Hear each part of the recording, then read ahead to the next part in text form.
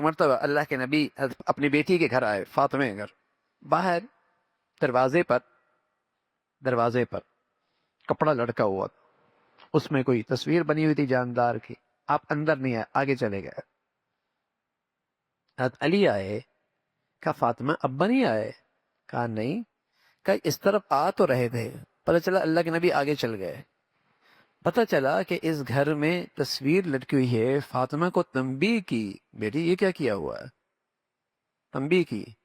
اور پھر بچی کو تعلیم دی. الگ گھر میں تھا ہی کیا، لیکن بیٹی سے کہا بیٹی یہ خیال میں نہ رہنا کہ میں محمد صلی اللہ علیہ وسلم کی بیٹی ہوں، اس خیال میں نہ رہنا، بلکہ کل تو اپنے اعمال کے ساتھ اٹھائی جائے گی، کل تو اپنی نیکیوں کے ساتھ اٹھائی جائے گی.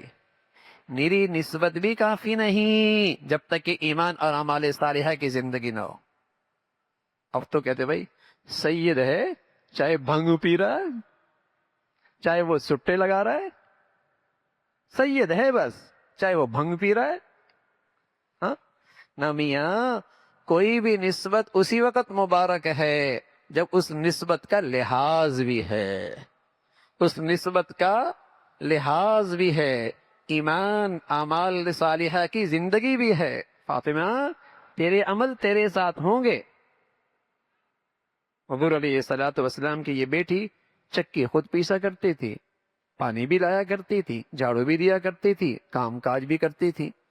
ایک دن اللہ کے نبی کی خدمت میں کچھ خادمہ آئیں. حضرت علی نے فرمایا اکیلی ہو، تھک جاتی ہو، جاؤ ابا سے ایک خادمہ تم بھی لے آؤ. چلی گئی ابا کے پاس. ہمت نہیں ہوئی کچھ بولوں، خاموش رہی. خود ہی اللہ کے نبی نے پوچھا فاطمہ خیریت سے ہے؟ علی نے بھیجا ہے خادمہ آپ کے پاس آئی ہوئی ہیں، انہوں نے چاہا ایک تجھے بھی مل جائے گی.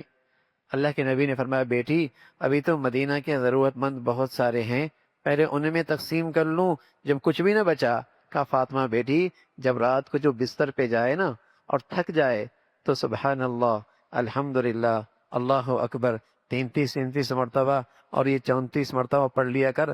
تیرا آخرت کا ذخیرہ بھی خوب ہو جائے گا اور دن بھر کی تھکاوٹ بھی دور ہو جائے گی. جس کو ہم کہتے ہیں تسبیح فاطمی، تسبیح فاطمی. یہ تصویر اللہ کے نبی نے اپنی بیٹی کو بتائی، بیٹی اس سے تھکاوٹ بھی دور ہو جائے گی اور آخرت کا ذخیرہ بھی اکٹھا ہو جائے گا. دیکھو کیا زندگی سکھا رہے ہیں اللہ کے نبی اپنی بیٹی کو، کیا زندگی سکھا رہے ہیں.